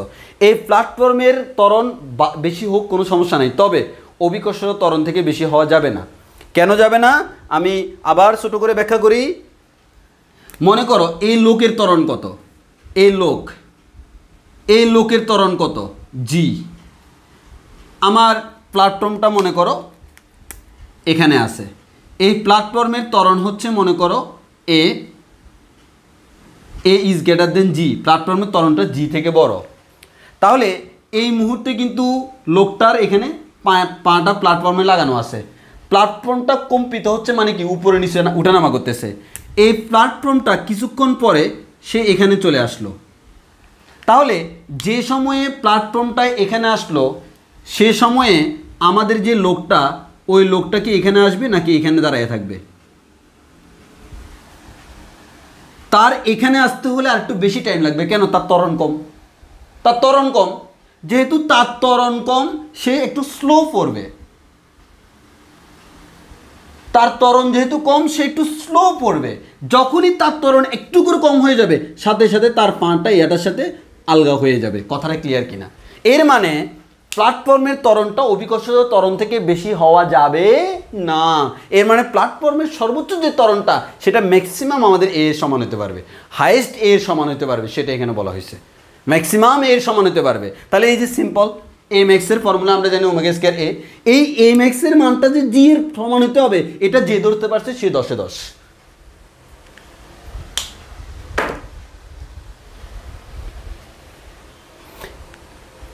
একজন বলতেছে প্ল্যাটফর্মই বা কাঁপবে কেন?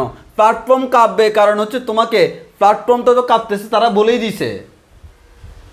ব্যাপারটা হচ্ছে তোমাদের কিভাবে ব্যাখ্যা করি, যাদের এখনো সমস্যা হচ্ছে তাদের জন্য দাঁড়াও। এই যে মনে করো আমার উপরের যে অংশটা, এটা মনে করো এটা প্ল্যাটফর্ম। এই যে দেখো প্ল্যাটফর্ম, দূর তো হয় না, এরকম কাঁপবে আর কি। এরকম মনে করো কাঁপতেছে, সে উপরে নিচে উঠানামা করতেছে। এই প্ল্যাটফর্মের উপরে একজন লোক দাঁড়ায় আছে। এখন যে লোকটা দাঁড়ায় আছে, সে স্বাভাবিক অভিকর্ষজ ত্বরণের কারণে সে সবসময় নিম্নমুখী থাকবে। এখন সিম্পল চিন্তা করো, আমি এই ভূপৃষ্ঠে দাঁড়ায় আছি, ভূপৃষ্ঠটা কম্পিত হচ্ছে, উপরে নিচে ওঠানামা করতেছে। তাহলে সিম্পল একবার সোজাভাবে চিন্তা করো, তাহলে ভূপৃষ্ঠটাকে আমি প্ল্যাটফর্ম ধরলাম, উপরে উঠে নিচে নামে, উপরে উঠে নিচে নামে। স্বাভাবিক, ভূপৃষ্ঠে উপরে উঠলে আমি উপরে উঠবো, নিচে নামলে আমি নিচে নামবো, কারণ ভূপৃষ্ঠে আমি লেগে আছি, just as like S lift. এখন ভালো করে খেয়াল করো, এখন যদি ভূপৃষ্ঠটা, এটা একেবারে পুরো হুবহু লিফটের কনসেপ্ট। এখন যদি দেখো ভূপৃষ্ঠটা উপরের দিকে উঠলে তো আমি সবসময় নিচের দিকেই দাবিত হচ্ছি, যার কারণে আমি তার সাথে লেগে থাকবো। এখন ভূপৃষ্ঠটা উপরে উঠে নিচে নামার সময় আমি কিন্তু নিচের দিকে নামি কত ত্বরণে? অভিকর্ষজ ত্বরণের সমান ত্বরণে, পৃথিবীর আকর্ষণের কারণে মুক্তভাবে পড়ন্ত।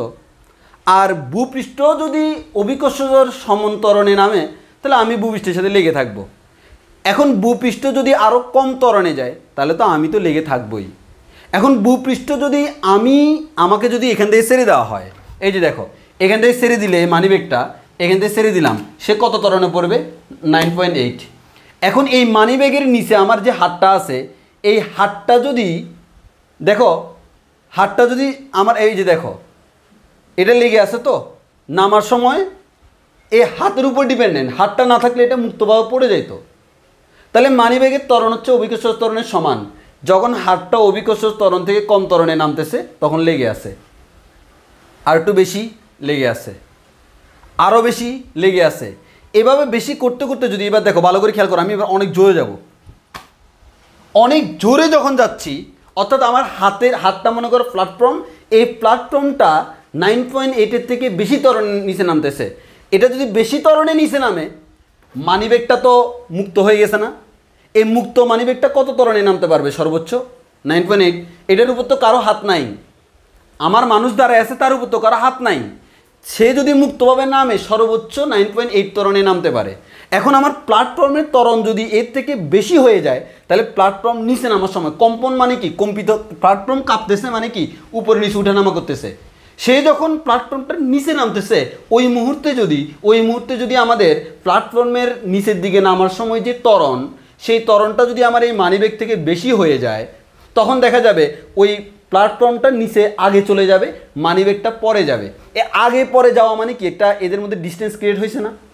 এই মানিব্যাগটাকে এবার তুমি মানুষের নিয়ে কল্পনা করো, ওই মানুষটা সর্বোচ্চ 9.8 ত্বরণে নিচে নামতে পারে, কিন্তু আমার প্ল্যাটফর্মটা যদি তার থেকে বেশি ত্বরণের নিচের দিকে নামে, তখন আমার মানুষের পাটা আলগা হয়ে যাবে। তাহলে মানুষের পাটা ততক্ষণ পর্যন্ত আলগা হবে না যতক্ষণ পর্যন্ত না প্ল্যাটফর্মের ত্বরণটা অভিকর্ষজ ত্বরণ থেকে বেশি। যদি বেশি হয়ে যায় আলগা হয়ে যাবে, কম থাকলে আলগা হবে না, সর্বোচ্চ সমান থাকা যাবে। ওই সর্বোচ্চটা আমরা বের করছি, সর্বোচ্চটা আমরা বের করছি। এবার বুঝছো কিনা বলো?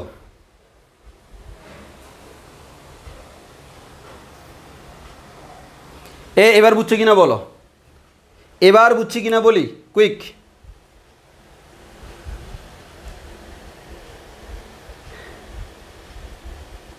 একটু কুইকলি বলো, বললে আমরা শেষ করে দিচ্ছি, বললেই শেষ। আমার আবার 9টা একটা শিডিউল আছে।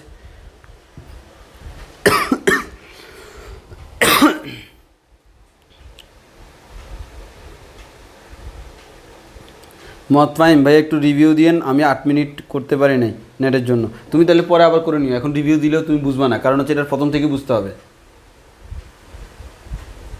তাহলে দেখছো এ কয়েকটা লাইন করতে পারলে 10-এ 10, কিন্তু কথা হচ্ছে এই লাইনটা করার জন্য মাথা থাকতে হয়, মানে চিন্তা ভাবনাটা। আমি তোমাদেরকে জাস্ট দেখালাম হচ্ছে অ্যাডমিশনে যদি প্রশ্ন কঠিন করতে চাই তখন এরকম কঠিন হতে পারে। এখন তুমি এরকম কঠিন কয়েকটা প্রশ্ন সাইডে আসলেও চান্স না পাওয়ার কোনো সমস্যা নেই, কঠিন কয়েকটা অনেকেই সাইডে আসে, কিন্তু কমনগুলো ভুল করে ফেলে তখন ঝামেলা। ইন্টারমিডিয়েট থেকে যদি বেসিকটা ক্লিয়ার করো, তাহলে কমনগুলোতে ইনশাল্লাহ কোনো সমস্যা হবে না। ওকে, তাহলে আজকের ক্লাস এতটুকু পর্যন্ত। সবাই ভালো থেকো, সুস্থ থেকো, আল্লাহ হাফিজ, আসসালামু আলাইকুম।